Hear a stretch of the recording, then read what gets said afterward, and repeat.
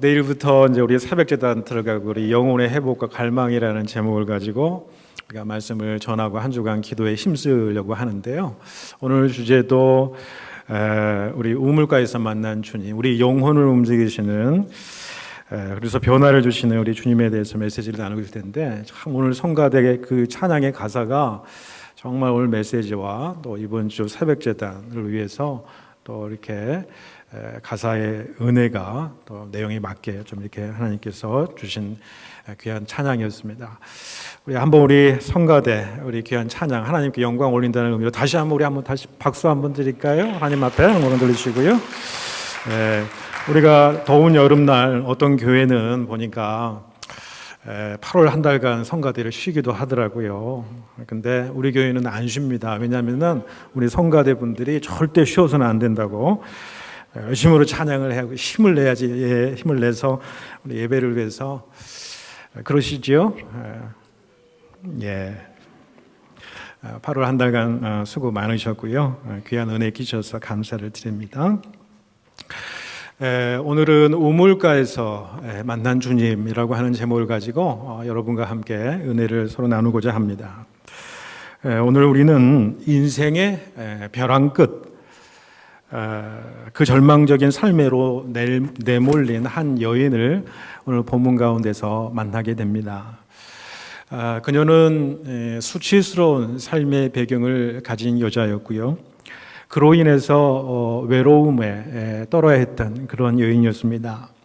또 마음속에 치유되지 않는 깊은 상처가 있어요. 그래서 그 상처가 자신의 삶을 앞으로 나아가지 못하게 하는 그러한 상처가 아주 깊은, 사회에서 다 격리되어서 혼자 외로이 살아갈 수밖에 없었던 한 여인, 그 여인을 우리가 보게 되는 것이죠.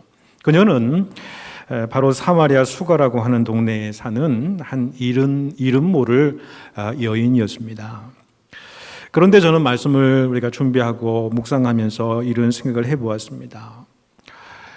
오늘 본문의 이 정오의 우물가, 뙤약볕의 그 우물가에 물을 기르러 왔던 이 사마리아 여인의 실존이 바로 우리의 실존이 아닌가, 우리의 삶의 모습을 드러내는 것이 아닌가, 그런 생각을 해보았습니다. 여러분, 요즘 여러분의 삶은 좀 어떻습니까? 때로는 현실의 삶에서 아주 먹먹한 상태로 참 어찌할 바를 모르고 방황하는 우리들의 모습은 혹시 여러분 가운데 그런 모습이 혹시나도 있습니까? 위기를 만나서 내 인생에 막다른 골목이구나, 그렇게 텁텁한 가슴을 안고 있는 여러분이 있습니까? 인생의 벼랑 끝에 내가 서 있는 같이 느껴지는 오늘 하루의 삶을 여러분 살아가고 있지는 않습니까? 때로는 어떤 일인지 모르겠습니다만은 수치스럽기도 하고, 때로는 너무 외롭고 고독하고, 때로는 아픈 상처를 보여잡고 그 상처 때문에 내 삶을 한 발자국도 앞으로 내딛지 못하게 하는 그런 아픔, 그런 상처가 여러분을 끌어당기고 있는 그런 인생의 순간이 있습니까? 한없이 힘없고 가치 없어 여겨지고 연약한 모습을 지닌 어떤 그런 인간의 실존의 모습이 바로 우리들 가운데에 있을 수 있다는 것입니다. 그럼에도 여전히 우리는 우리 앞에 가야 할 길이 있고 또 끝나지 않는 여행을 계속해서 해 나가야만 하는 것이 바로 우리 삶의 실존이 아니겠습니까? 그것이 바로 우리가 겪고 있는 연약한 우리의 인간의 실존의 모습이다라고 볼 수가 있겠습니다. 그런데 이러한 연약한 인생의 모든 악조건들을 다 한 몸에 지니고 있었던 여인이 오늘 본문의 이 사마리아 수가성의 여인이었다, 이렇게 생각을 합니다. 그러나 그런 그녀도 오늘 본문 말씀 가운데에 새로운 희망과 기쁨의 삶을 주님을 만남으로 회복하게 되는 것을 우리가 보게 됩니다. 자, 오늘 우리도 우리 연약한 인생을 살아가는 우리의 인생, 특별히 어렵고 힘든 이민의 삶을 살아가는 우리들에게도 이런 새로움의 은총, 또 영혼의 기쁨이 회복되기를 소망합니다. 먼저 우리는 이 벼랑 끝 인생이었던 사마리아 수가성의 여인의 실존의 모습을 더 깊이 말씀 속에서 좀 살펴보기를 원합니다. 이 여인을 소개할 때 여인의 이름은 없습니다. 다만 사마리아 수가성의 이름 없는 여인이었습니다. 여러분, 사마리아 지역은 우리가 좀 살펴볼 필요가 있는데 주전 721년 북이스라엘 지역에 속한 북이스라엘의 수도였죠. 그런데 아수르라고 하는 제국에 의해서 멸망당하지 않습니까? 그때부터 치욕의 땅으로 남아있는 땅이 사마리아 땅입니다.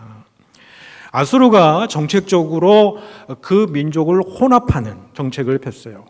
외국 사람들과 이방 사람들과 그 이스라엘 민족을 섞어서 결혼하게 해서 혼혈 민족으로 만들어버린 것이요. 그때 이후로부터 어떻습니까?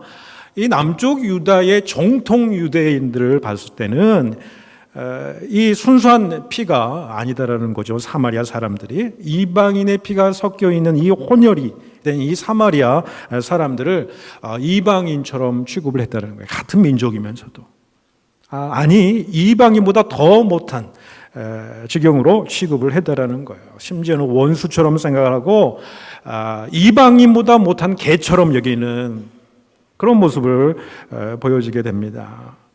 이 그들과 얼굴을 마주치는 것조차 싫어했다라는 거지요. 그래서 북쪽 갈릴리 지방에서 남쪽 예루살렘에 있는 유다 지방으로 이렇게 일이 있어서 여행을 하게 될 때에 그 가운데가 있는 게 이 사마리아 지방입니다. 그러면 직선으로 빨리 내려오는 것이 가장 빠른 길이죠. 편한 길입니다. 그런데 북쪽에 있는 이 갈릴리 지방에 있는 유대인들이 또는 남쪽 예루살렘에 있는 유대인들이 북쪽 갈릴리로 갈 때는 이 사마리아 지방을 통과하지는 않는 거예요.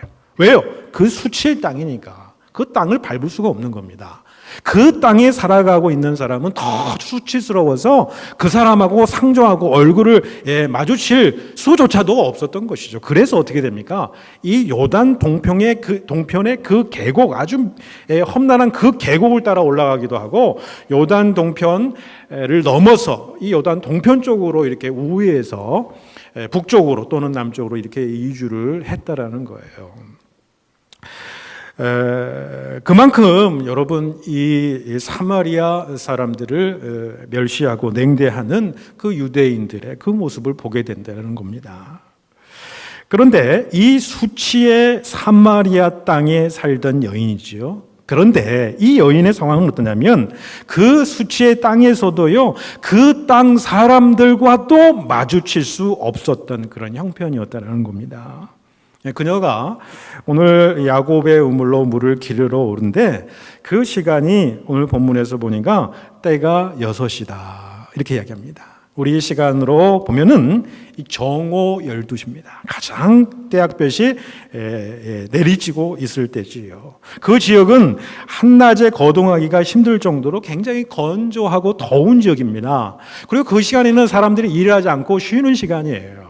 그렇기 때문에 이동하는 사람이 없는 겁니다. 또 이 야곱의 우물은 그 여인이 사는 이 수가라고 하는 동네에서 약 10리 한 4km 정도 떨어져 있는 곳입니다. 따라서 동네 사람들이 그 야곱의 우물에 물 기르러 갈 때는 아주 이른 아침에 또는 저녁 선선한 그 시간을 이용해서 동네 사람들이 이렇게 무리를 지어가지고 물을 길러 다녔다고 합니다. 그런데 이 여인은 어찌된 일인지 정오 떼약볕에 아무도 거리에 없고 물을 길르러 온 사람이 없는 그 시간에 물을 길르러 간 겁니까? 왜 그랬을까요?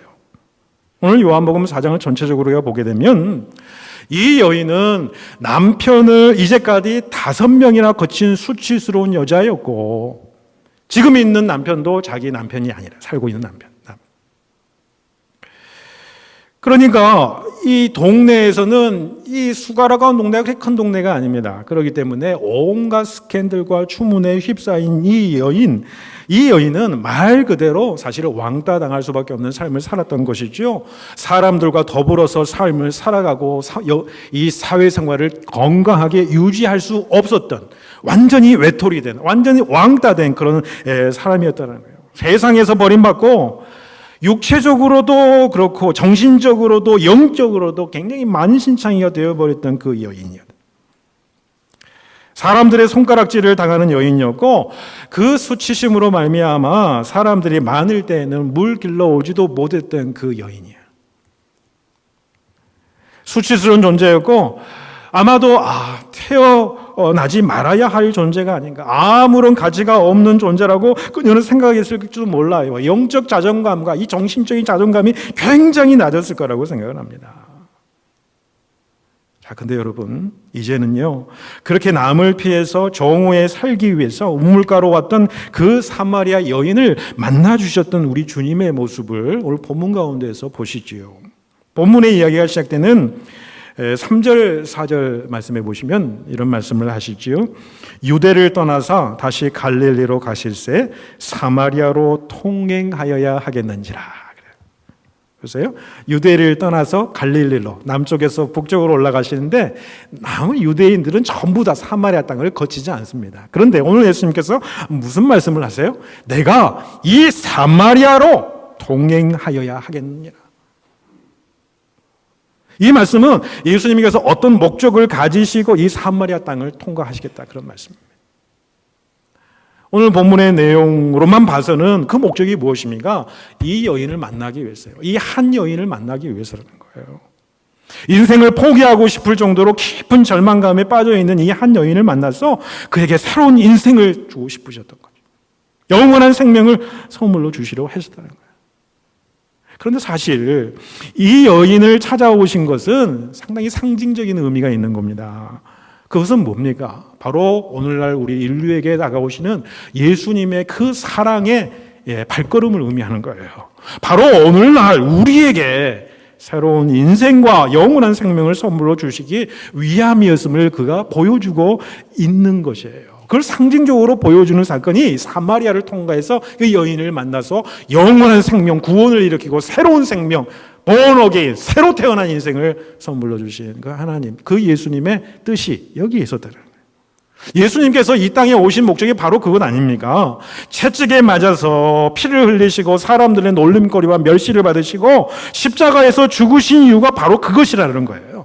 우리의 구세주가 되셔서 인생의 깊은 절망 가운데 허우적거리고 있는 우리 인생 가운데에, 어두움 가운데에, 죄의 세력 가운데 거하고 있던 우리를 만나셔서 영원한 빛을 주시고 영원한 생명을 선물로 주시기 위해서 그분이 오셨어요. 그것을 상징적으로 보여주는 것이 사마리아 땅의 이 여인 가운데 나타나신 예수님의 모습이에요. 또 어떤 모습이에요? 내가 실패하고 내가 실족하고 넘어지고 버림받고 그래서 좌절할 수밖에 없는 사람들이에요. 세상에서 더 이상 위로와 희망을 얻을 수 없는 사람들이에요. 그런데 예수님은 오늘 그들을 일부러 찾아가시고 만나주시는 주님이시다. 그런 주님의 모습이 우리에게는 위로가 되는 겁니다. 여러분, 하나님도 어떤 분이세요? 구약의 하나님 보십시오. 여러분, 모세에게 나타났던 하나님, 그래서 하나님의 구원의 역사를 일으키셨던 하나님, 모세에게 언제 나타나셨습니까? 출애굽기 3장에 보시니까 모세가 광야에서 양을 칠 때에 하나님께서 나타나셨어요. 모세가 젊고 힘이 있을 때가 아니었어요. 왕궁에서 쫓겨나죠? 완전히 밑바닥 생활로 추락을 합니다. 아무도 모르는 곳에서 잊혀진 사람에 대해서 하루하루 양을 치며 살았던 그에게 하나님께서 찾아오셨다.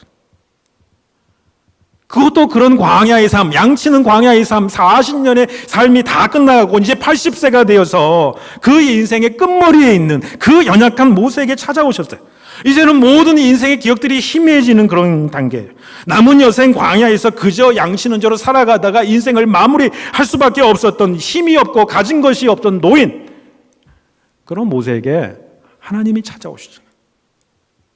특별히 출애굽기 3장에 하나님께서 모세에게 나타나신 것은 어디서 나타나셨습니까?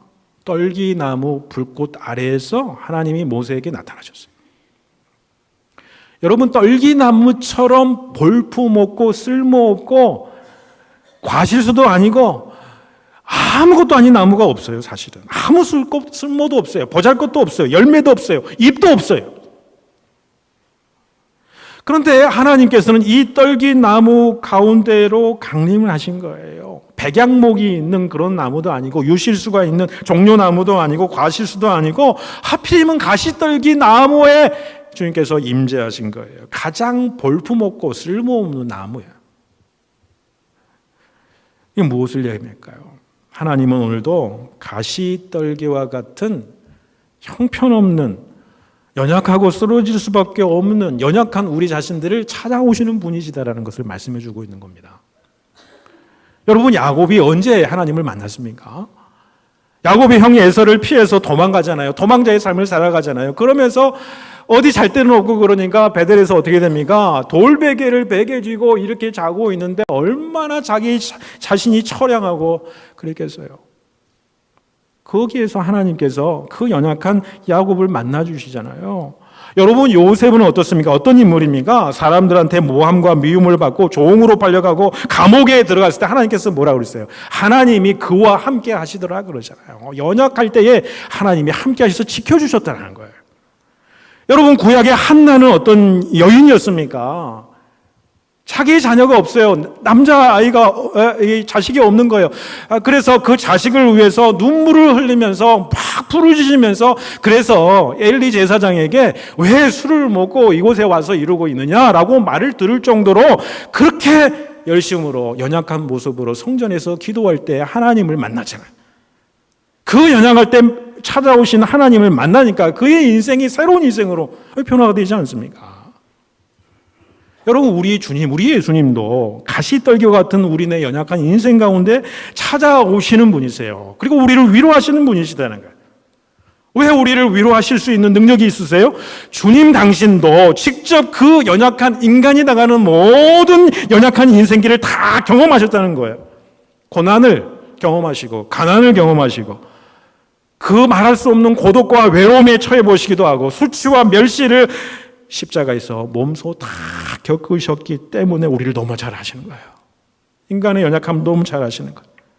그래서 아무도 없는 골방에서 눈물로 기도하는 성도들을 찾아주시고 그 눈물을 닦아주시는 분이 우리 주님이시다는 거예요. 주님의 위로가 필요한 이들에게 한없는 자비와 긍휼을 베풀어 주시는 그 주님의 모습. 여러분, 우리가 어린이 주일을 맞이할 때마다 찬송가 563장이죠. 예수 사랑하심을 우리가 늘 이렇게 찬양을 하잖아요. 그런데 뭐 다 은혜가 되고 그렇습니다만은 3절에 보시면 어떻게 그 찬양을 하냐면, 내가 연약할수록 나를 더욱 귀히 여기사 높은 보좌 위에서 낮은 나를 보시네. 날 사랑하심, 날 사랑하심. 성경에 쓰였네. 내가 연약할수록 더욱 나를 귀히 여기신다. 높은 보좌에서 낮은 나를 지켜보신다는 거예요. 내가 연약할수록 더 귀히 여기시는 그 주님이에요. 그 주님은 사랑의 주님 아닙니까? 우리가 경험하는 주님은, 우리가 만나는 예수님은 사랑의 주님 아니십니까? 그러니 여러분, 내 마음 안아주는 이 없다고 여러분 힘들다고 불평하지 마시고, 내 마음 털어놓을 사람이 없다고 불평하지 마시길 바랍니다. 우리 주님이 계시지 않습니까? 우리 주님이 다 알고 계시는데 그 주님 앞에 우리 연약한 모습 그대로 다 내려놓으시라는 거예요. 주님만 붙드시기를 바랍니다. 기도로 붙드시고 말씀 속에서 주님 만나기를 사모하세요. 그러면 만나주시면은 우리의 연약한 인생 가운데에 우리가 연약할수록 우리를 더 귀히 여기시는 그 예수님의 그 긍휼하심이 우리의 심령 가운데에 오게 되면은 우리는 반드시 일어나게 될 줄로 믿습니다. 여러분, 우물가에서 만난 주님으로 이제는 삶의 이 변화의 과정을 가져오게 되는 이 사마리아 여인을 우리가 또 한번 보지요. 이 여인이 예수님을 만나지요. 그런데 오늘 본문에 전체적으로 보면은 사실은 자신의 수치스러운 부분, 가장 인생 가운데 자기 아킬레스건이에요. 깊은 상처. 이 상처를 어떻게 됩니까? 다 주님 앞에 내어놓습니다. 저는 지금 남편이 없습니다. 물론 지금 있는 남자는 있습니다만은 그 남자가 내 남편도 아닙니다. 저는 5번 결혼했습니다만 다 실패했습니다. 지금 살고 있는 남편, 제 남편이 아닙니다. 솔직히 다 털어놓잖아요. 저는 상처투성입니다. 모순 덩어리인 인생을 살아가고 있습니다. 그런데 제 자신을 보니까 저도 어찌할 수 없는 인생, 이런 인생을 내가 살아가고 있는 것이 아니겠습니까?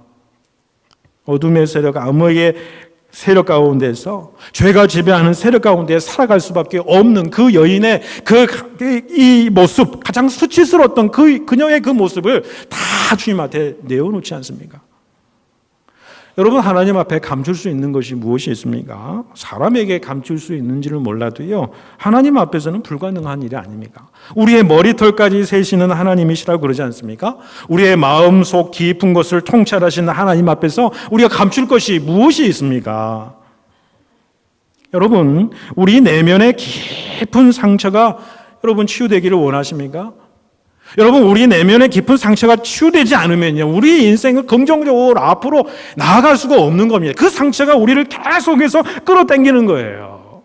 우리 내면의 깊은 상처는 들어가면 바로 이 영적인 문제가 그 가운데 있는 것이지요. 그러면 그 문제를 하나님 앞에 내어놓아야 됩니다. 내어놓지 않으면 치유가 되지 않아요.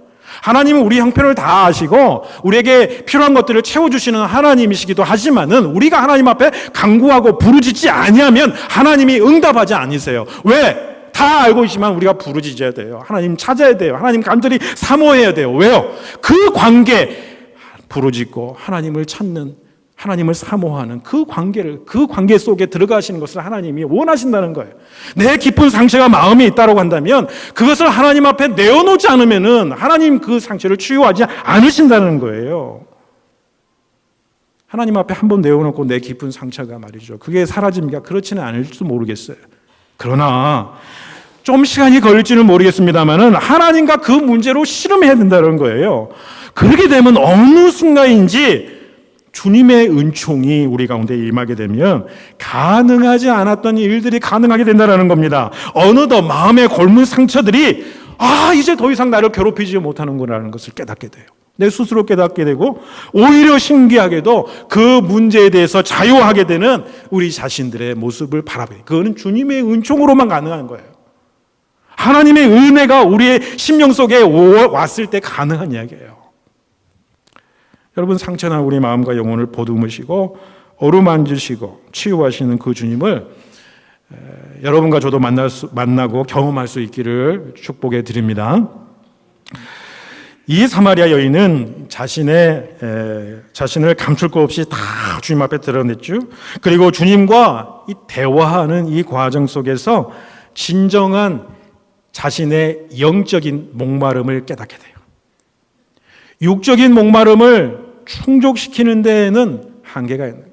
계속해서 충족시켜야 되지만 진정한 내 영혼의 목마름을 그가 깨닫게 되는 것이죠. 그래서 15절에 보시면 우리가 읽진 않았습니다만은 이렇게 이야기하죠. 영생의 물을 이제 저에게 주십시오. 저는 여기에 이렇게 수치 때문에 몰래 물 길러오는 그런 인생을 이제는 살기를 싫습니다.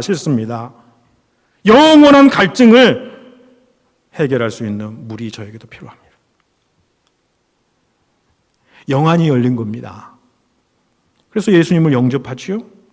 처음에 예수님을 만났을 때 어떻습니까? 예수님을 유대인이라 그랬습니다. 당신이라고 지칭을 했어요. 그런데 그녀의 호칭은 예수님을 만나서 대화가 깊어지면서 이 호칭이 변하는 거예요. 15절에 보시면은 그 예수님을 주라라고 이렇게 호칭을 하죠. 그리고 마지막 29절에는 뭐라고 합니까? 그가 메시아요 그리스도이시니라라고 고백하다는 거예요. 예수가 메시아이심을 확신한 여인은 그리스도를 만나고 자기 존재를 찾아요. 예수님 안에서 자기의 새로운 존재를 찾는 거예요. 그리고 한 행위가 뭡니까? 아주 상징적인 행동이 있는데 물동이를 버리고 갑니다. 물을 뜨러 왔다가 육적인 갈망을 채우려 왔다가 그 육적인 갈망을 채우는 육적인 삶의 방식, 그 물동이를 내어 던져버리죠.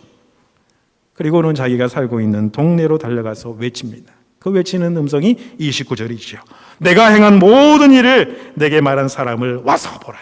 와서 보라. 이는 그리스도가 아니냐. 내가 만난 그 예수가 그리스도다, 메시아다라고 하는 사실을 선포하잖아요. 메시아를 만나고 보니까 자신의 문제가 해결된 겁니다. 이제까지는 사람을 만나는 것이 죽는 것보다 싫었어요. 사람을 만나면 자꾸 상처가 되어서 일부러 피해 다닌 겁니다. 그래서 아무도 없는 뜨거운 낮 12시에 물을 길러러 왔던 그 여인이었어요. 그런데 메시아 대신 예수님을 만나고 보니까 그 안에 있는 상처가 치유가 된 거예요. 이제는 동네 사람들에게 어떻게 자신의 약점과 자신의 치부, 그 상처를 다 드러내놓자. 그렇고도 동네 사람들 달려가서 담대하게 예수님을 전하고 있는 모습을 보게 됩니다. 자, 이 모습을 보면은 저는 유명한 헨리 나우인의 상처 입은 치유자의 그 모습이 이 사마리아 여인의 모습이 아니었는가 그렇게 생각합니다. 구약의 인물, 신약의 인물, 모든 하나님의 인물들은요 상처받은 치유자의 삶을 살아갔던 사람이에요. 왜? 그 모형이 바로 예수 그리스도의 삶에 있거든요. 상처받은 영혼이었지만은 그 상처 때문에 우리를 치유할 수 있는 거예요. 이 여인이 상처받은 영혼이었지만은 이제 치유자의 삶을 살아가게 되었다는 거예요. 헨리 나우에는 그의 책 상처받은 치유자에서 이런 말을 합니다. 어느 누구도 상처 없이 살아갈 수 없습니다.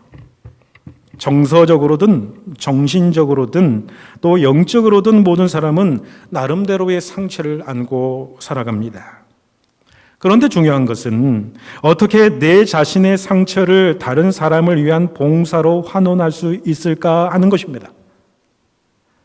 우리의 상처가 더 이상 아픔과 부끄러움으로만 남지 않고 다른 사람을 위한 치유의 원천이 될 때에 우리는 비로소 상처 입고 아픔 많은 사람이지만 다른 사람을 위한 치유자가 될 수 있습니다. 이 모든 과정이 이 사마리아 여인에게 드러난 과정 아니겠습니까? 여러분 상처 없는 인생이 있습니까? 상처받지 않았던 사람이 있습니까?